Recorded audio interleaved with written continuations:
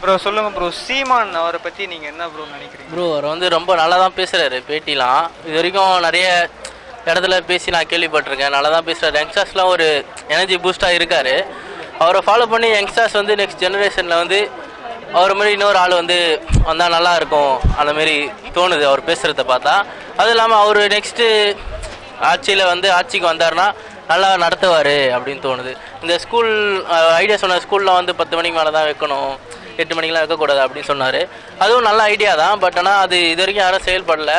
அந்த wine shop மூடுறது, TASMAC மூடுறது, பசங்களுக்கு வந்து கொஞ்சம் எனர்ஜி பூஸ்டாக தான் பேசுகிறாரு. நல்லா தான் இருக்குது.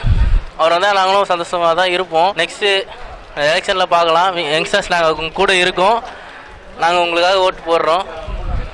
நாங்கள் இருப்போம், நீங்கள் நெக்ஸ்ட் ஜெயிப்பீங்க. நிறைய விஷயங்கள் பேசுகிறாருல ப்ரோ, அது எல்லாமே வந்து யங்ஸ்டர்ஸுக்கு ஒரு பூஸ்டப்பாக தான் இருக்குன்னு சொல்கிறீங்க. ஆனால் அவருக்கான சப்போர்ட், அவர் பேச்சுக்கு தகுந்த ஒரு சப்போர்ட்டு, அவருக்கான சப்போர்ட் இருக்கு ப்ரோ. சப்போர்ட் இருக்குது, யங்ஸ்டர்ஸ் கிட்டே இருக்குது. பட் ஆனால் நம்மளோட ஓல்டு ஜென்ரேஷன் பீப்புள் கிட்டே இல்லை. அவங்க வந்து இந்த கட்சிக்கு தான் நாங்கள் போடுவோம், இந்த கட்சி தவிர நாங்கள் போட்டால் நாள் தான் உயிரே போயிடும்ன்ற மாரி அவங்க மைண்ட் செட் அப்படி தான் இருக்குது. அதனால் யங்ஸ்டர்ஸ் கிட்டே இருக்குது. நெக்ஸ்ட் ஜெனரேஷனில் மேபி மாறலாம். ஓல்டு ஜெனரேஷன்லாம் மாறி நெக்ஸ்ட் ஜெனரேஷன் வர பீப்புள்கிட்ட சீமான் வந்து நெக்ஸ்ட்டு ரொம்ப பிடிச்ச விஷயம்னா வெளிப்படையாக பேசுவார். யாராக இருந்தாலும் டைரெக்டாக பேசிடுவார். எனக்கு விஜயகாந்த் சார் மாரி இவரும் அதேமாரி வராரு. விஜயகாந்த் சார் மாரி இவரும் ஜெயிச்சு வந்தால் நல்லாயிருக்கும்னு நினைக்கிறேன். கரெக்டாக ஒரு புரட்சிகரமாக கரெக்டாக அரசியல் எடுத்துகிட்டு போயிட்டுருக்காரு. யங்ஸ்டர்லாம் கவர் பண்ணிகிட்டே இருக்காரு. அப்புறம் அவர் வழியில் எல்லாமே நல்லபடியாக போயிட்டுருக்குன்னு நம்பிட்டுருக்காங்க. எல்லாம் நல்லபடியாக பண்ணிகிட்ருக்காரு. இதேமாதிரி பண்ணிட்டு தான் அடுத்து சிஎம் ஆகிறதுக்கு கூட வாய்ப்பு இருக்குது. இந்த வாட்டி எதிர்பார்த்தாங்க நிறைய பேர், நிறைய சூழலில் அப்படி ஆயிடுச்சு. நெக்ஸ்ட் டைம் அவருக்கு நிறைய ஓட்ஸ், இந்த வாட்டி ஓட்ஸ் அதிகமாக போச்சு. நெக்ஸ்ட் டைம் அதை விட அதிகமாக வரும், கண்டிப்பாக கிடைக்குது. நிறைய யங்ஸ்டர்ஸ் அவரோட புரட்சி இதாக பின்தொடர்ந்து போயிட்டுருக்காங்க. நல்லபடியாக பண்ணிகிட்ருக்காரு அவர் பக்கம் எல்லாமே. இன்னும் பிடிச்ச விஷயமா, எதனா ஒரு இடத்துல தப்பு நடந்தால் நல்லா தட்டி கேட்பார். நிறைய விஷயம் பண்ணியிருக்காரு.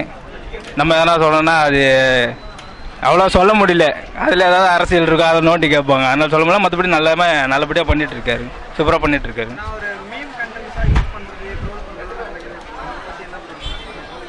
மற்றவங்க போட்டுட்டு தான் இருப்பாங்க, அவரும் பேசிட்டு தான் இருப்பார். மற்றவங்களும் போட்டு தான் சார், அவங்க வேலையை அவங்க பார்க்குறாங்க, இவரோட வேலையை இவர் பார்த்துட்ருக்காரு. நல்லபடியாக பண்ணிகிட்ருக்காரு. மற்றபடி அவர் ஃப்யூச்சரில் கரெக்டாக அவர் வர வாய்ப்பு இருக்குது. நெக்ஸ்ட் சீன் இதே அவர் எப்படி இருக்காரோ அதன்படியே போயிடலாம். அவரோட புரட்சி கரெக்டாக போயிட்டுருக்கு. அதேபடியே போனால் கண்டிப்பாக நெக்ஸ்ட் சிஎம் அவர் தான். சீமானை பற்றி சொல்லணும்னா அவரை பற்றி நல்லா இளைஞருக்காக நல்லா பண்ணுறாரு. நிறைய விஷயம் பேசுகிறாரு, மோட்டிவேட்டாக இருக்கும். சில விஷயம் நல்லா பேசுவார், கருத்தாக பேசுவார். மற்றபடி இஸ் கிரேட். நான் அவர் சொல்ல பற்றியும் ஓகே, நைஸ்.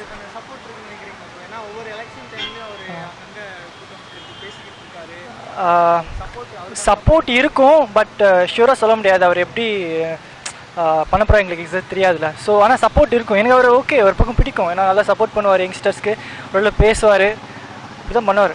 So great.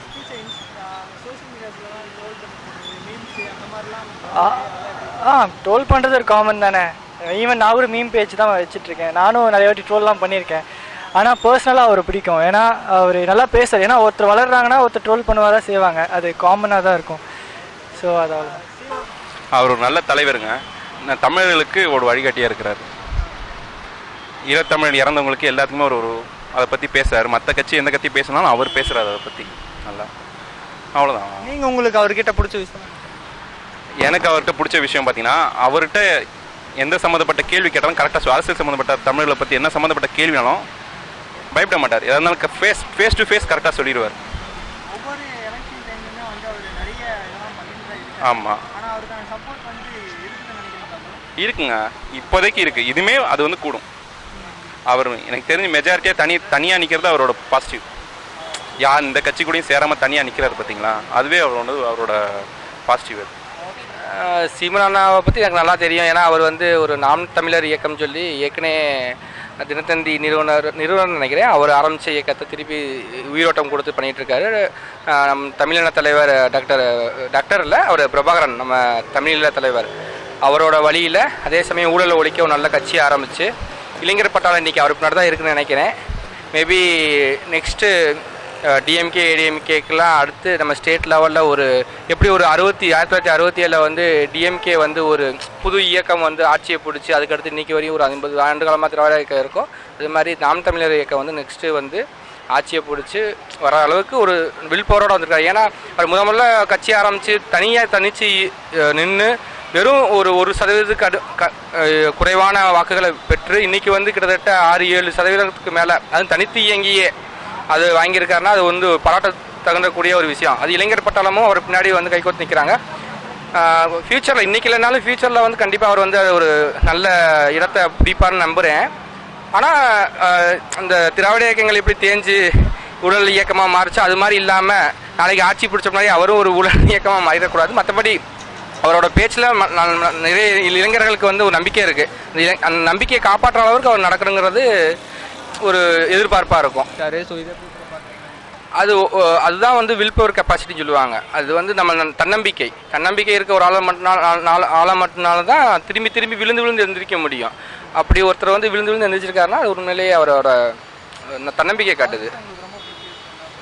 அவரோட சிந்தனை திறனும் அவரோட பேச்சு திறனும் ரொம்ப பிடிக்கும். அதனால தான் வந்து எந்த ஒரு ஸ்டேஜ்லேயும் ஒரு ஆன் ஸ்பாட்டில் பேசுவார். அதுலேயும் தமிழோட இலக்கியங்களை எடுத்து பேசுவார். எனக்கு உண்மை ஆச்சரியமாக இருக்கும். ஒரு சிலருக்கு வந்து நம்ம கேட்கும்போது நல்லாயிருக்கும், ஆனால் படித்து நம்ம திருப்பி அதை சொல்லும்போது நமக்கு ரொம்ப கஷ்டமாக இருக்கும். அது வந்து ஆஃப்கோர்ஸ் நம்ம கலைஞர் ஐயா இவங்கெல்லாம் கூட நல்ல தமிழ் பேச்சாளர்கள் இருந்து அரசியலில் வந்து ஜெயித்தவங்க தான். அந்த வகையில் இவரும் அடுத்த ஒரு தமிழாலேயே வளரக்கூடிய ஒரு தலைவர்னு நினைக்கிறேன், கலைஞர் ஐயா மாதிரி.